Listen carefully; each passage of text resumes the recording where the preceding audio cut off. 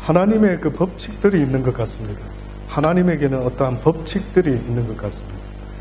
자연 삼라만상을 보아도요, 자연의 법칙이 있는 것처럼 분명히 하나님께서 우리 인간의 영적인 삶을 위해서 정해놓으신 법칙들이 있는 것 같습니다.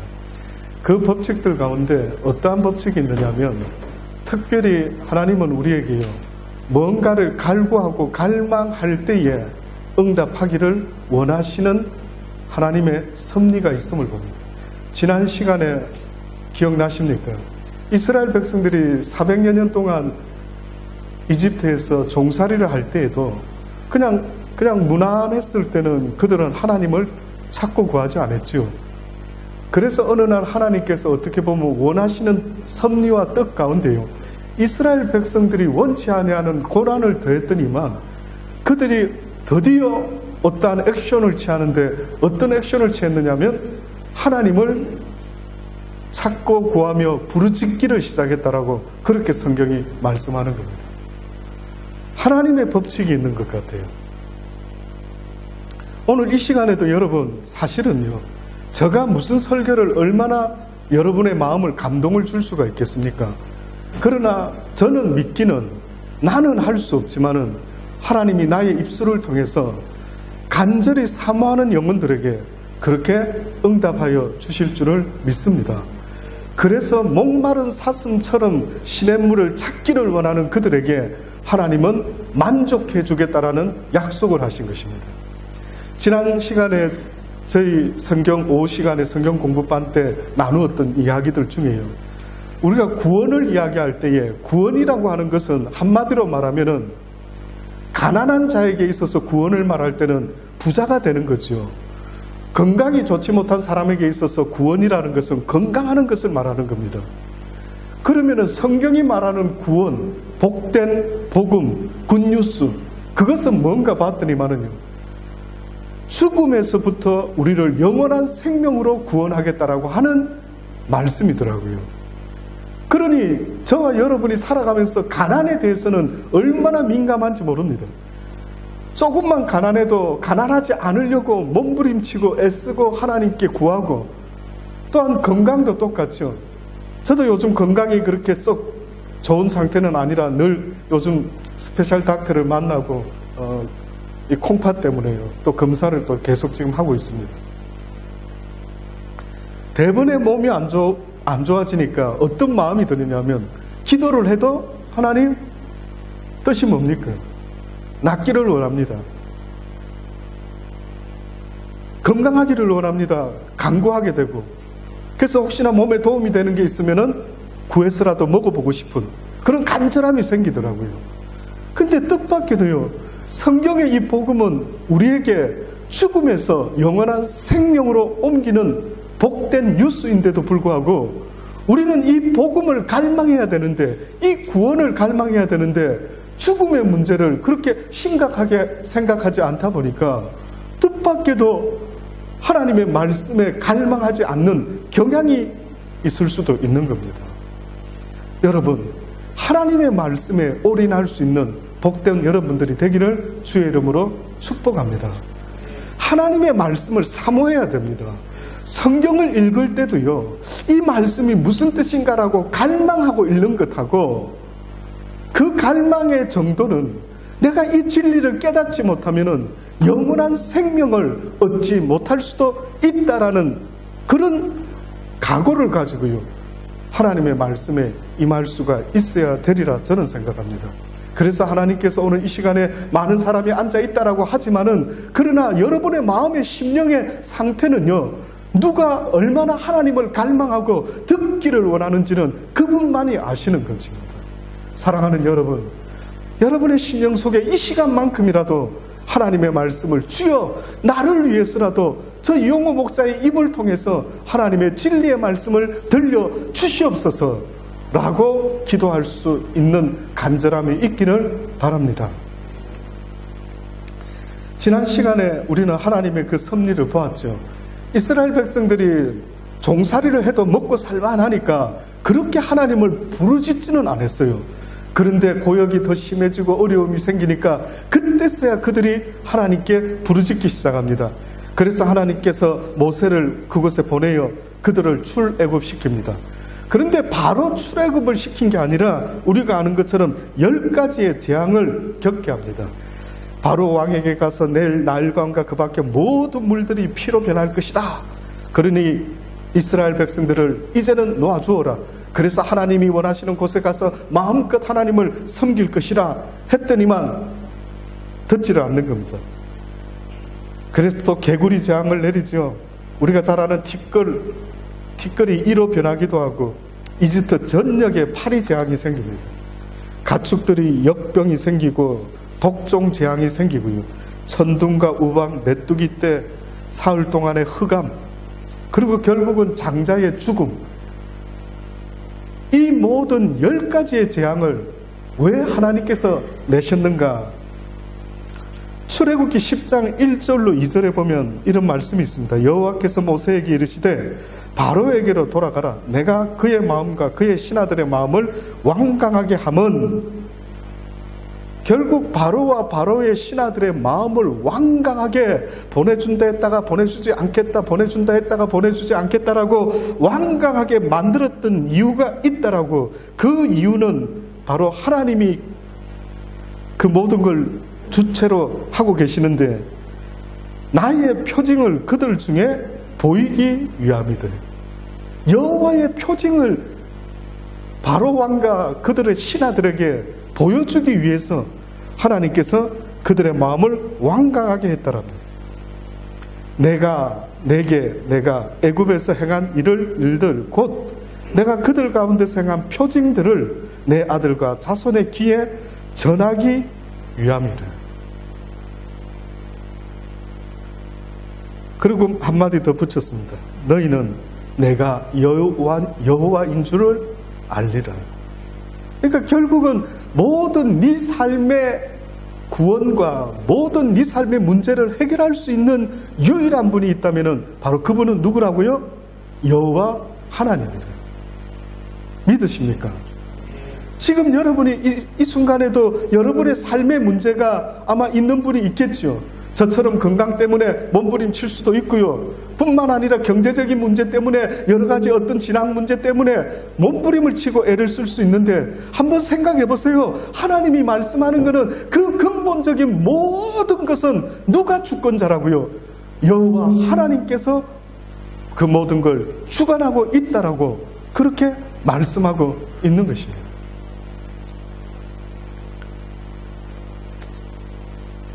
드디어 그 10가지의 재난을, 고난을요, 다 지나고 나서 그 다음 이스라엘 백성들이 또 홍해를 건너죠. 그리고 드디어 가나안 땅에 갔을 때에 여호수아와 갈렙을 제외한 모든 1세대들이 광야에서 다 죽고 맙니다. 그래서 드디어 새로운 세대가 생겼습니다. 드디어 하나님은 여호수아를 택하여서 그들을 가나안 땅에 이제 들어가게 합니다. 가나안 땅의 첫 스타트, 오늘 이 여호수아서에 보면 가나안 땅에 드디어 들어가서 시딤이라고 하는 곳에 머물게 됩니다. 근데 시딤에 갔을 때에 모세가 12정탐꾼을 보낸 것처럼요, 뜻밖에도 여호수아도 정탐꾼을 보냅니다. 몇 명의 정탐꾼을 보내는지 아십니까? 2명의 정탐꾼을 보냅니다. 그래서 여러분이 잘 아는 기생 라합이라고 하는 사람의 집에 이 2 정탐꾼이 들어가서 머물게 됩니다. 그랬더니만 이 라합이라고 하는 사람이 오히려 고발해서 잡아가게끔 만든 게 아니고 그 정탐꾼들을 환대를 하는 겁니다. 알고 보니까 이스라엘 백성의 소문이 온 땅에 퍼졌는데 어떻게 소문이 났느냐 하면은 이스라엘 백성에게는 만군의 여호와 하나님이라는 분이 신이 계신데 그분은 능치 못함이 없는 절대 무소의 하나님께서 모든 그를 대적하는 이스라엘 백성들을 대적하는 모든 이들을 다 쳐 부수는 하나님이시라. 그래서 그들의 마음이요 녹아가지고 지금 굉장히 떨고 있고 막 두려워하고 있고 난리가 아닌 겁니다. 이 이야기를 그 2 정탐꾼에게 전달하는 겁니다. 그래서 드디어 여호수아가 그 이야기를 듣고 그래 이제 드디어 하나님께서 이들을 우리의 손에 붙이신다. 여러분 놀랍지 않습니까? 가나안 땅에 그냥 들어가면 되는 줄 알았는데 광야 땅에서도 하나님께서 우리에게 어떤 연단을 시키십니까? 이들의 마음을 낮추어서 그들이 하나님에 대해서 어떠한지를, 믿음이 있는지 없는지를 광야 생활에서 이렇게 지켜보셨던 하나님이 드디어 이제 가나안 땅에 들어가면은 그저 풍성함만 있을 줄 알았는데 뜻밖에도 풍성함만 있는 게 아니라 무엇이 기다리고 있었습니까? 전쟁이 기다리고 있었어요. 예수를 믿는 이제 믿음을 가진 사람들에게 어떻게 보면은요, 무엇이 기다리고 있느냐면 영적 전쟁이 기다리고 있습니다. 저와 여러분이 예수를 믿고 그저 모든 게 다 평안한 것 같지만은 뜻밖에도 가나안 땅에 들어갔는데 기다리고 있는 것이 오히려 평화로운 것이 아니라, 풍성한 것이 아니라 그 모든 땅을 전쟁에서 쟁취해야만 되는 전쟁이 기다리고 있었던 겁니다. 그러니 많은 사람이 지금도 방심하는 것은요, 예수 믿고 살아가는 것은 이제 드디어 영적 전쟁이 시작되는 것입니다. 사단은 우리를 내버려 두지 않습니다. 잠시도 우리를 내버려 두지 아니하고 틈만 있으면 사단은 우리를 공격해서 우리의 마음의 평화의 성을 빼앗고 믿음의 성을 빼앗고요, 날마다 우리에게 불안과 두려움과 떨림과 걱정과 근심과 비방과 다툼과 온갖 육적인 전쟁 가운데요, 그렇게 치게 만들려고 얼마나 공격이 심한지 모릅니다. 그래서 기드온이 300용사를 뽑았을 때에 어떤 사람만 추려서 영적 전쟁에 어떻게 보면은 그들의 싸움에 하나님께서 허락했느냐 하면은 물을 마실 때 마지막에 보니까요, 300명은 물을 떠서 마시는 거예요. 항상 경계를 하는 거예요. 근데 나머지는 머리를 들이받고 막 물을 마시다 보니까 하나님께서 물을 마실 때에 손으로 떠서 물을 마시는 그들은 내가 쓰겠다는, 그 외의 사람은 다 집으로 돌려보내래요. 결국은 하나님이 함께 하시고자 하는 사람만 있으면은 그 사람이 몇 명이 되더라도요, 어떤 싸움에서도 지지 않고 이길 수가 있다라고 그렇게 말씀하고 있는 겁니다. 드디어 이스라엘 백성들이 가나안 땅에 들어와서 이제 시딤에 머무르게 됩니다. 근데 시딤에서 한 3일을 머무르는데 여호수아가 뭐라고 명령을 하느냐면 유사들을 시켜가지고요, 백성들에게 이렇게 통보합니다. 너희는 레위 사람 제사장들이 너희 하나님 여호와의 언약궤를 매는 것을 보거든 너희 곳을 떠나 그 뒤를 쫓으라. 그러나 너희와 그 사이를 상거가 2000규빗 약 915m 정도, 한 1km 가까이 되는 그런 거리를 두라고 합니다. 그것에 가까이 하지 말라. 그리하면 너희 행할 길을 알리니 너희가 이전에 이 길을 지나가지 못했습니다. 이것이 첫 번째 명령이었습니다. 다시 말하면은 이제 전쟁하러 나가는 이스라엘 백성들의 맨 선두에 누구를 세웠느냐 하면 언약궤를 맨 자들을 세운 겁니다. 그러면서 이스라엘 백성들과는 거리가 1km 가까이나 떨어지게 만들었어요. 아, 이상하다. 바짝 붙어서 가야 되지 않을까 싶은데 거리를 뒀어요. 그 원인을, 그 이유를 보니까 오늘 본문의 5절에 보세요. 여호수아가 또 백성에게 이르되 너희는 스스로 성결케 하라. 너희는 스스로 성결케 하라. 어떻게 스스로 성결해란 말이죠? 뭐 하나님이 성결케 해주시면 모르겠는데 보니까 뜻밖에도 너희 스스로를 성결케 해라.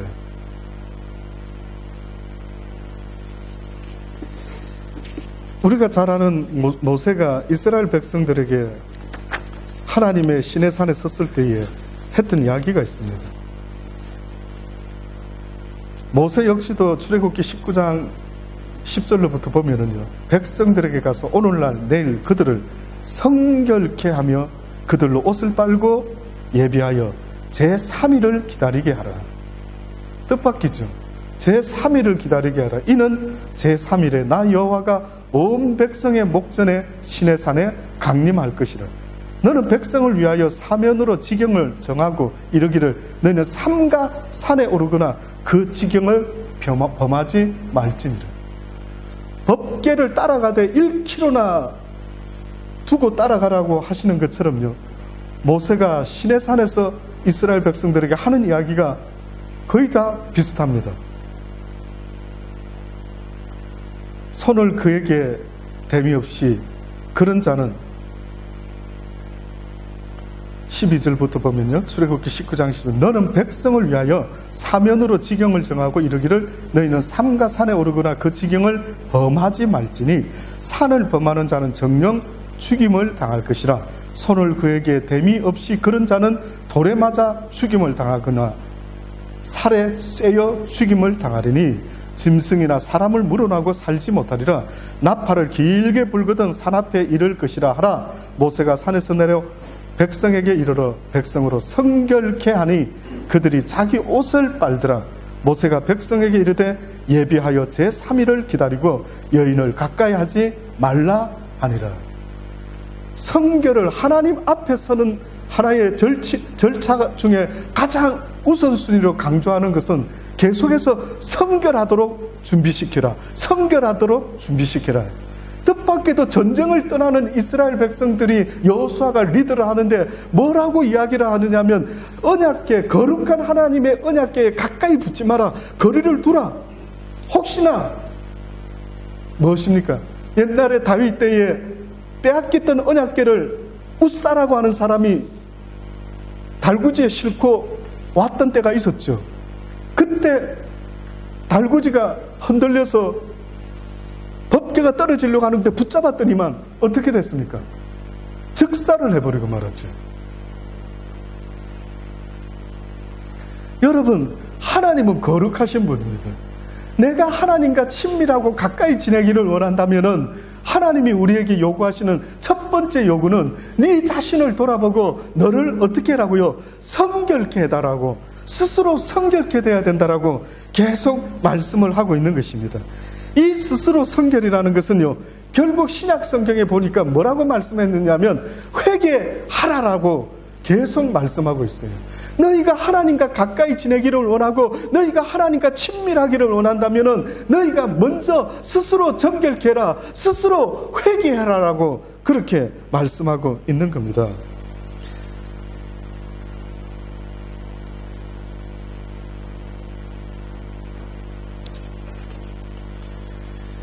요한일서 1장입니다. 요한일서 1장 5절에 보면은요, 우리가 저희에게서 듣고 저희에게 전하는 소식이 이것이니 곧 하나님은 빛이라 그에게는 어둠이 조금도 없으시니라. 만일 우리가 하나님과 사귐이 있다고 어두운 가운데 가면 거짓말하고 진리를 행치 아니함이라.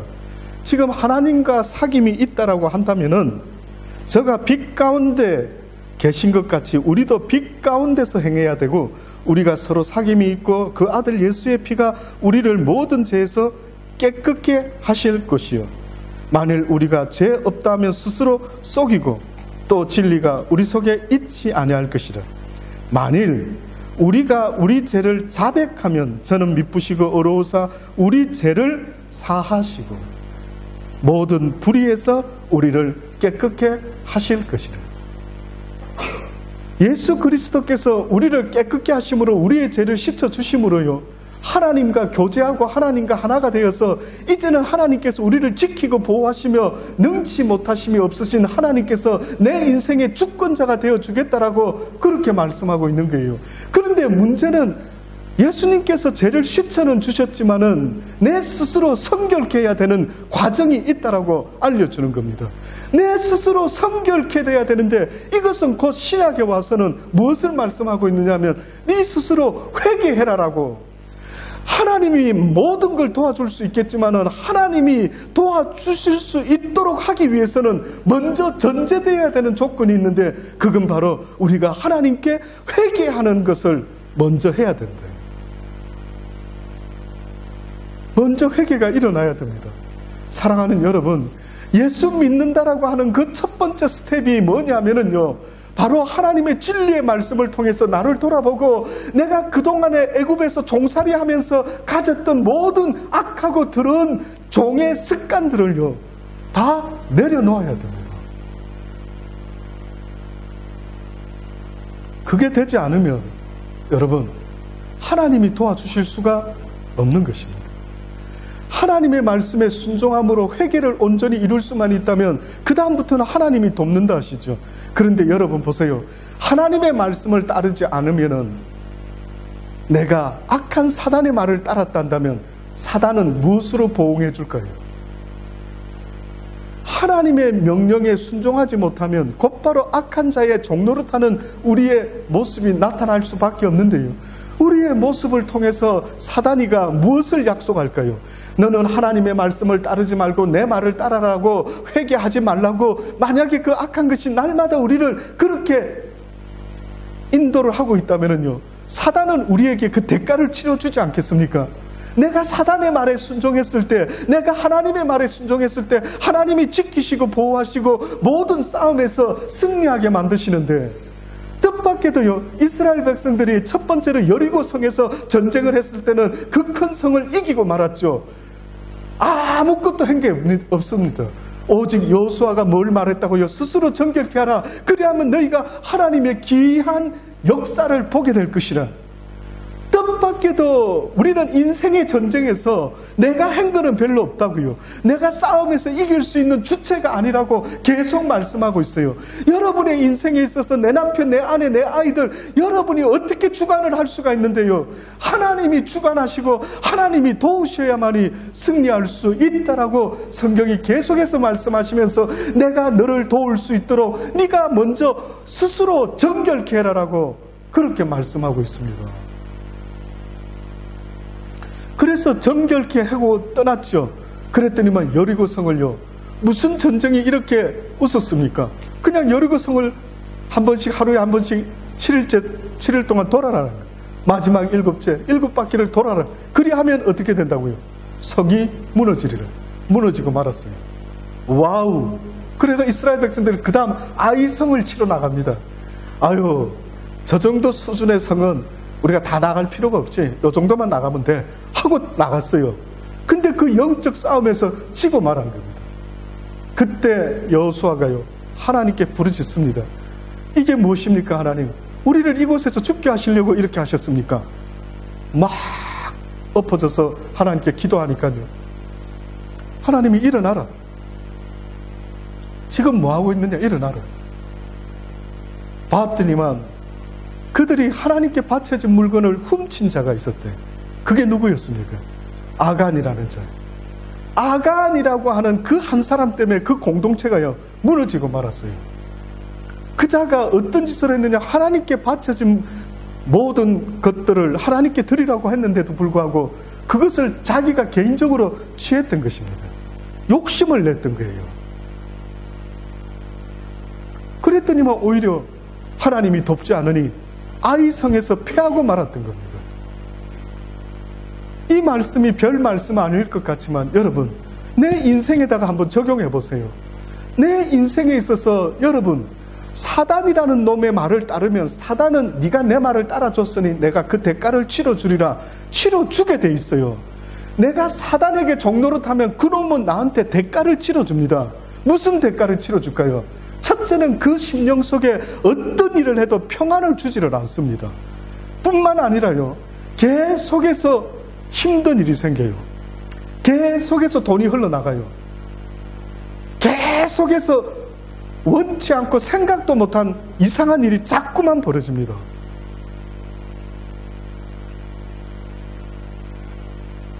그러면 대번에 생각을 해봐야 됩니다. 물론 하나님의 연단도 있을 수가 있지만은요. 그러나 기본적인 것은 하나님이 뭐라고 말씀합니까? 나는 너희들에게 굳이 이런 연단을 줄 이유가 있다면은 너희가 스스로 정결케 하고 나 여호와의 말씀을 준행한다면 내가 약속하지 않았느냐? 너희의 길을 순탄케 인도할 것이라고. 나는 너희들에게 원하는 것은 고통이 아니고 번민이 아니라 어떻게 보면 너희의 행복을 나 여호와가 이렇게 원하고 있으니 잊지 말아라. 너희가 힘쓰고 애써야 되는 것은 스스로를 정결케 하고 여호와의 말씀을 준행하는 것이라고 그렇게 안타깝게 전하지 않습니까? 그러니 결국은 우리가 인생을 살아도요, 내 자녀에 대해서, 내 남편에 대해서, 내 아내에 대해서 내가 할 수 있는 것은 아무것도 없지만은, 그러나 내가 하나님께 스스로를 정결케 하고 하나님의 말씀에 순종할 때에 하나님께서 그 모든 것들을 순적하게 인도하여 주신다라고 약속하고 계시는 것입니다. 그래서 저는 늘 생각하고 깨닫고 있습니다만은요, 하나님이 쓰시는 사람은 똑똑한 사람이 아닙니다. 말 잘하는 사람이 아닙니다. 잘생긴 사람도 아닙니다. 돈 많은 사람도 아닙니다. 디모데후서 2장 19절로 말씀해 보면 제가 개인적으로 좋아하는 말씀입니다. 하나님의 견고한 터는 섰으니 인침이 있어 일렀으되 주께서 자기 백성을 아신다 하며 또 주의 이름을 부르는 자마다 불의에서 떠날지어다 하였느니라. 큰 집에는 금과 은의 그릇이 있을 뿐 아니요 나무와 질그릇도 있어 귀 쓰는 것도 있고 천이 쓰는 것도 있나니 그러므로 누구든지 이런 것에서 자기를 깨끗하게 하면 귀 쓰는 그릇이 되어 거룩하고 주인의 쓰시기에 합당하며 모든 선한 일에 예비함이 되리라. 깨끗해라고 말씀합니다. 여러분, 깨끗해야 됩니다. 신부의, 정결한 신부의 모습은 깨끗함에 있습니다. 그래서 여러분, 웨딩드레스가 왜 흰색깔인 줄 아십니까? 웨딩드레스가 흰색깔인 이유는요, 그 순결을 상징하고 그 깨끗함을 상징하기 때문에, 뜻밖에도 웨딩드레스가 여러 색깔이 있을 수 있는데 흰색을 입는 이유가 거기에 있는 것입니다. 그러니 하나님께서 쓰시는 자가 있는데 천이 쓰기도 하고 귀하게 쓰기도 하고 바울과 같이 쓰기도 하고 여러분과 같이 나같이 쓰기도 하시는데, 쓰는 사람의 기본적인 것은 그 심령이 어때야 된다고요? 깨끗해야만 된다라고, 순결해야 된다고, 착해야 된다고. 남이 아픈 것을 보면은 나도 아파할 줄 알고 위에서 기도해 줄 줄 알고, 남이 기뻐하면 같이 기뻐할 수 있는 그런 마음을 가진 그 정결한 신부의 모습을 하나님이 기뻐한다라고 말하는 겁니다. 그러니 내 심령이 지금, 목사님 저는 깨끗합니까? 안 깨끗합니까? 진단 좀 해주세요 라고 할 때, 여러분의 심령이 더럽고 주님이 쓰실 수 없는 심령은요, 여러분의 마음속에 시기와 질투와 미움과 다툼과 용서하지 못함과 이런 것들이 있다면은 결단코 하나님은 여러분을 쓰실 수가 없는 겁니다. 하나님께 쓰임받고 싶다면 여러분의 심령을 늘 돌아보십시오. 그래서 내 마음속에 순결하고 깨끗한지, 때가 묻었으면 우리는 그릇 설거지를 할 때 조금만 뭐가 들어붙어도 막 쇠솔로 문대어서 깨끗이 씻어내지 않습니까? 안타깝더라고요. 그러면 여러분의 심령 속에, 어머, 오늘 순간적으로 하나님, 제가 누구를 시기했습니다. 내가 순간적으로 오늘 누구를 미워했습니다. 그러면 그 다음에 어떻게 하는데요? 회개해라라고 말씀하고 있지 않습니까? 그래서 깨끗한 것이 뭔지를 디모데후서 2장 22절로 다시 이어서 말씀하고 있어요. 뭐라고 말씀하냐면, 내가 청년의 정욕을 피하고 주를 깨끗한 마음으로 부르는 자들과 함께 의와 믿음과 사랑과 화평을 쫓으라. 어리석고 무식한 변론을 버리라. 이에 다툼이 나는 줄을 알미라.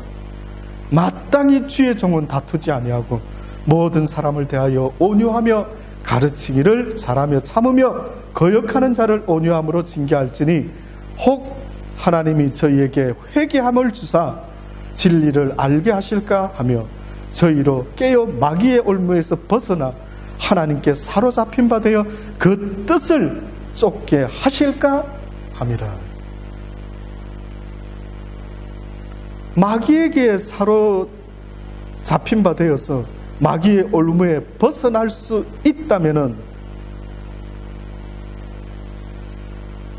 베드로가 어느 날 예수님이 십자가에 달리게 된다라고 설교하셨을 때 갑자기 이런 말을 하죠. 안 됩니다.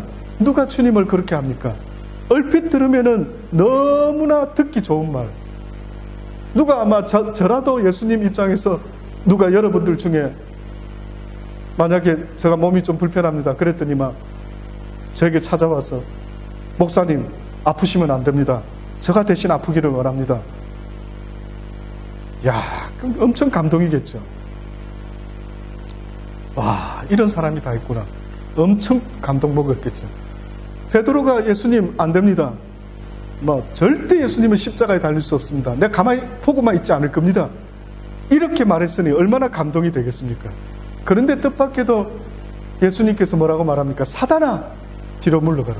너는 나를 넘어지게 하는 자다. 그러니까 하나님의 뜻을 모르면은 이게 문제가 심각해지는 겁니다.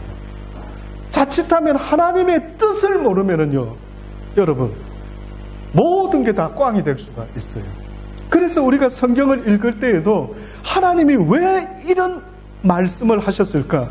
이 의도하심이 뭘까? 이 뜻이 뭘까를 알지 못하면은요, 우리가 자식을 키우다가도 화가 나서 아이들에게 야 이놈아 당장 나가 썩 꺼져 이렇게 말했을 때 진짜로 꺼지라고 말하는 게 아닌 거예요.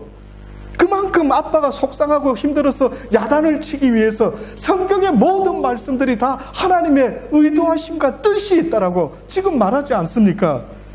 그래서 하나님께서 깨끗한 거룩을 쓸 수 있는데 이 깨끗하지 못한 자들의 모습을 이야기하시면서 어리석고 무식한 번련을 버리라. 이에서 다툼이 나는 줄을 알미라. 마땅히 주의 종은 다투지 않는다. 어리석고 무식한 변론 뭐겠습니까? 당시에 이들이 가장 이야기를 삼았던 것은 부활이에요. 부활. 부활이 있네 없네. 죽어봐야 아는 거. 죽어봐야 아는데 죽어보지도 않아놓고 부활이 있네 없네 영의 세상이 이렇니 만에 이렇게 변론을 하는 그 어리석은 변론을 어떻게 보면은 하나님께서는 멈추기를 원하는 겁니다. 마땅히 주의 종은 다투지 아니한다. 모든 사람을 대하여 온유하며 가르치기를 잘한다. 참고 거역하는 자를 온유함으로 징계할지니 하나님이 저희에게 회개함을 주사 진리를 알게 하실까 합니다. 혹시나 저들에게도 회개의 기회를 주셔서 저들이 진리를 깨달아갈 수 있게 되기를 원한다.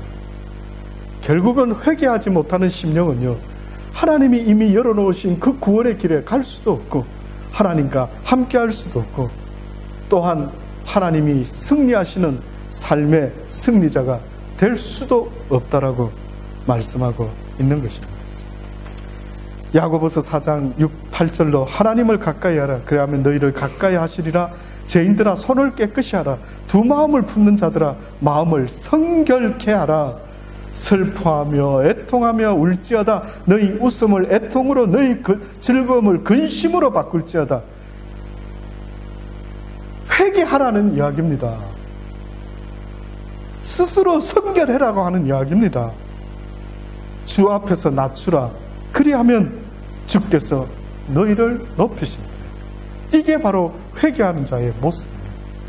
회개하는 자가 곧 하나님이 보실 때 가장 겸손한 자의 모습이었고 뿐만 아니라 스스로를 정결케 하는 자의 모습이었다라는 것을 잊지 마시고요. 사랑하는 여러분, 항상 스스로를 돌아보실 수 있게 되기를 바랍니다. 그리고 그 하나님께서 아들아 딸아 내가 네가 애쓰고 노력하는 그 성결함을 보았느니라. 사람은 모릅니다. 저는 여러분이 심령이 성결한지 어떤지 잘 알지는 못합니다. 그러나 하나님께서 인정하실 수 있는 그런 성결한 자의 모습이 되었어요. 내가 살아가는 험한 세상이 아니라 하나님이 날마다 나 대신 싸워주시고 승리케 하시는 그런 영적 승리의 삶을 날마다 살아갈 수 있는 저와 여러분이 되기를 간절히 주의 이름으로 축원합니다. 기도하십시다.